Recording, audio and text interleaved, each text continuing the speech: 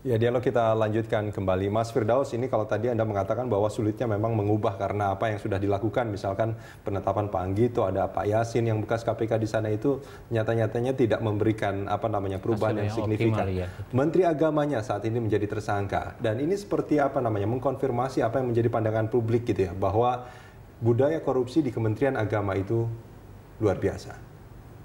Gimana? Iya, memang ada stigma buruk ya.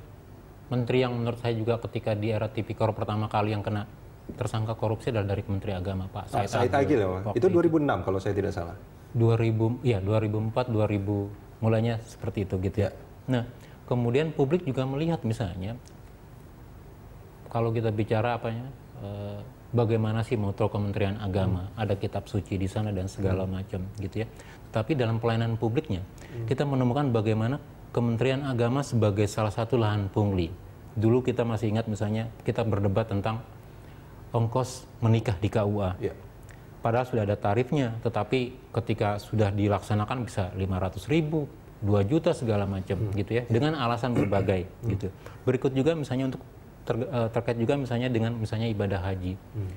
Apa yang diderita oleh jamaah misalnya begini. ICW coba menghitung ya kerugian jamaah dari 1426 Hijriah sampai 1434 Hijriah, artinya 2006 sampai 2013. Ternyata dari sisi kemahalan, markup, fiktif dan segala macam, kita menemukan kerugian jamaah itu 565 juta US dollar. Karena BPH itu dalam dolar begitu ya.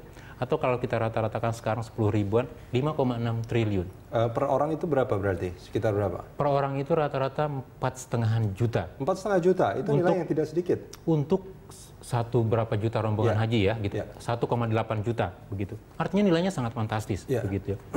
Kemudian yang kedua kalau kita lihat misalnya, jamaah itu sudah dipungli ketika mulai mendaftar. Mulai dari RT, RW, kelurahan terutama, kemudian kecamatan. Tapi kan itu tidak terkait dengan Kementerian Agama. Tapi petugas Kementerian Agama, misalnya kita bicara KUA segala macam, begitu ya, atas nama wakaf, sumbangan, infak, sodaka. Dan jamaah tidak berani memprotes karena kalau misalnya belum menjadi haji saja sudah memprotes, pasti hajinya tidak akan mabrur.